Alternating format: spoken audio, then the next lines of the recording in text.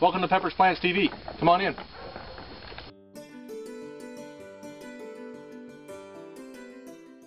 Alright, so I want to show you some of the varieties of tomatoes that I've planted.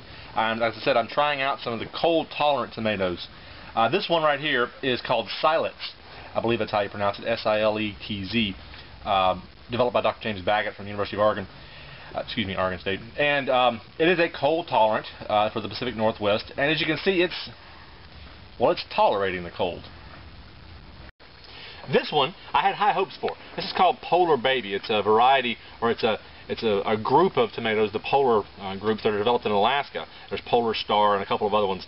Polar Baby is supposed to be a short tomato plant that produces some pretty good cherry-type tomatoes. The cold is not having a problem with it. The insects are. I don't know why, but the Polar Baby here is infested with whiteflies and aphids. This whole area was covered with plastic for about 2 weeks when we had problems. And aphids and whiteflies are all over the Polar Baby here, but nothing else. So I'm not sure. I've already had to rip out about 4 or 5 because of the infestations. I'm not quite sure how this one's going to work out. Alright, this one, Super Sweet 100, standard cherry tomato, been growing up for years, love it. It's a good summer type tomato. Doesn't really do well in the wintertime. These are okay.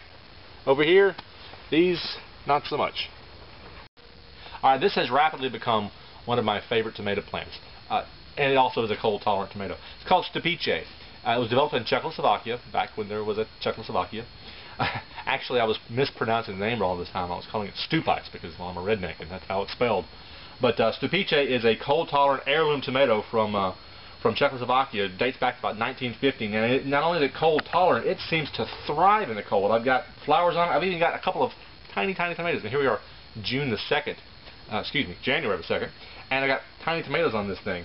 It does not like the heat at all. Come, I guess it was about middle of May, early June, this thing was just wilted and laying on the ground, and it had given its all. But for now, Stupice is the wintertime winner here at Peppers Plants.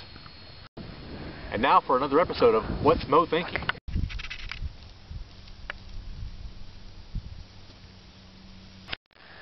Alright, on today's episode, we're going for the direct approach.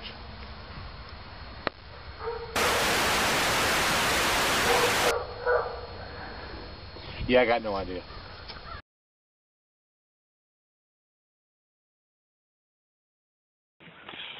One of the things that I've learned in running a business is you've got to do a lot of different jobs. So right now I'm wiring up the outlets for all of the ground heating cables. Everything I learned about electricity I learned from my father, who got his degree in entomology. That should tell you something. Fingers crossed.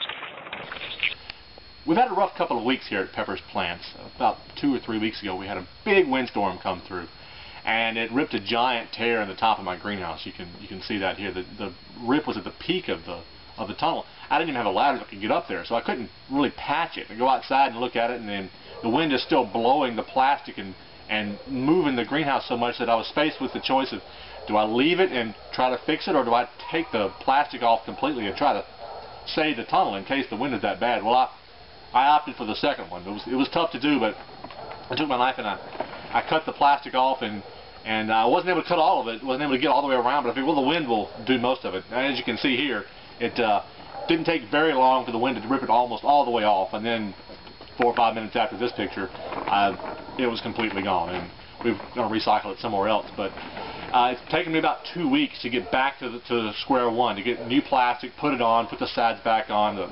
It's been raining non-stop, but such is the life of a farmer, eh?